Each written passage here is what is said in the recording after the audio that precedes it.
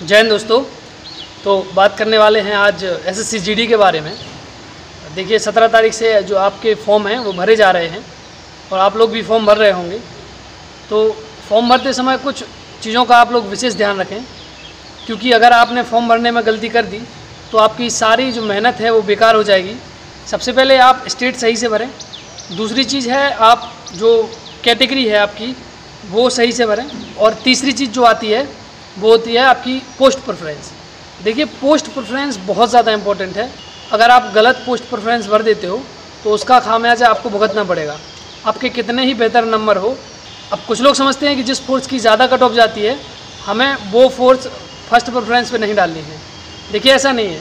अगर आपको वो फोर्स नहीं मिलती है तो आपको सेकंड वाली फोर्स मिल जाएगी, थर्ड वाली मिल जाएगी।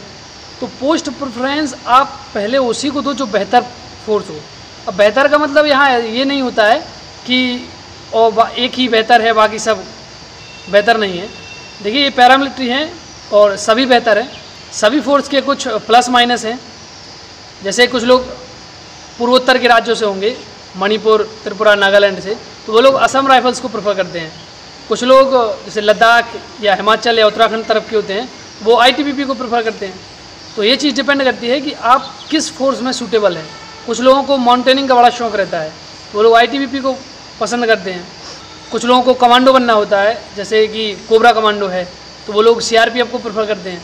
तो ये आप पे डिपेंड करता है कि आप किस फोर्स में जाना चाहते हैं। तो आपका जो पोस्ट प्रेफरेंस रहेगा वो इस प्रकार रहेगा। सबसे पहले आप एसएसएफ को डालिए। एसएसएफ का जो शब्द काम है वो दिल्ली का होता है। दिल्ली सचिवालय की सिक्योरिटी में एसएसएफ काम करती है। सेकंड प्रेफरेंस आप सीआईएसएफ को दीजिए, बहुत बेहतर फोर्स है, इंडस्ट्रियल एरिया में डिप्लॉय है।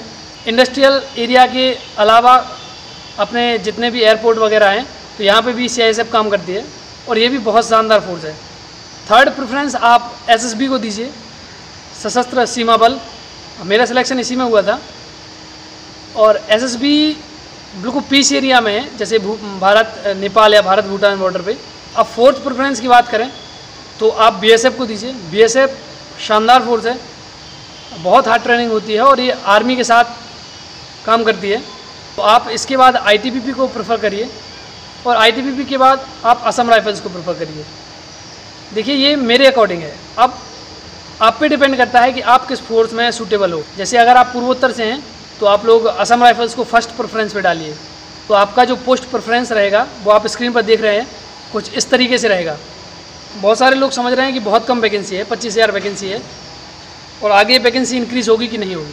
तो देखिए आपकी जानकारी के लिए बता दें कि जो सीआरपीएफ है वो एशिया की सबसे बड़ी पैरामिलिट्री फोर्स है और आप समझ सकते हैं कि इतनी बड़ी पैरामिलिट्री फोर्स में क्या वैकेंसी खाली नहीं होगी।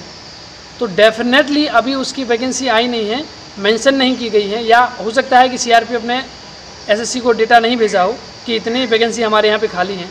सीआरपीएफ की जो वैकेंसी हैं वो 101% इसमें जुड़ेंगी और अगर सीआरपीएफ की वैकेंसी जुड़ेंगी तो जो आपका पोस्ट प्रेफरेंस है उसकी लिंक दोबारा एक्टिव होगी और आप दोबारा से अपना पोस्ट प्रेफरेंस दे सकेंगे। अब आप लोग सोच रहे होंगे कि कितनी वैकेंसी बढ़ेगी। तो देखिए ये बहुत बड़ी फोर्स है, करीब मेरे हिसाब से 15-20 हज़ार वैकेंसी और इसमें जुड़नी चाहिए। तो अभी जो आपकी वैकेंसी है वो 25,000 है।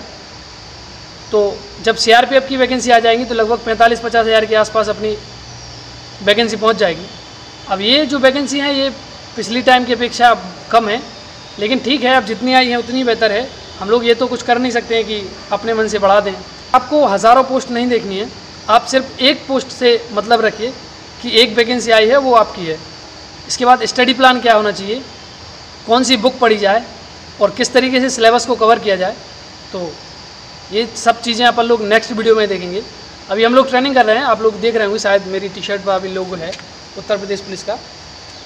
तो हम लोग अभी ट्रेनिंग कर रहे हैं तो इतना टाइम नहीं मिल पाता है कि आपको रेगुलर वीडियोस प्रोवाइड करते रहें, लेकिन कोशिश करेंगे कि ज़्यादा से ज़्यादा चीज़ें आपको बताते रहें। क्योंकि अभी आप लोग शुरुआत कर रहे हैं तो बहुत सारी चीज़ें जो है आपको पता नहीं होती हैं। जब हमने भी तैयारी शुरू करी थी तो हमें भी पता नहीं थी और सोचते थे कि कोई मिल जाए जो हमें इन्फॉर्मेशन दे दे। क्योंकि यूट्यूब पे भी क्या बोलते हैं बहुत सारी चीज़ें डली रहती हैं, कुछ सही होती हैं कुछ गलत रहती हैं।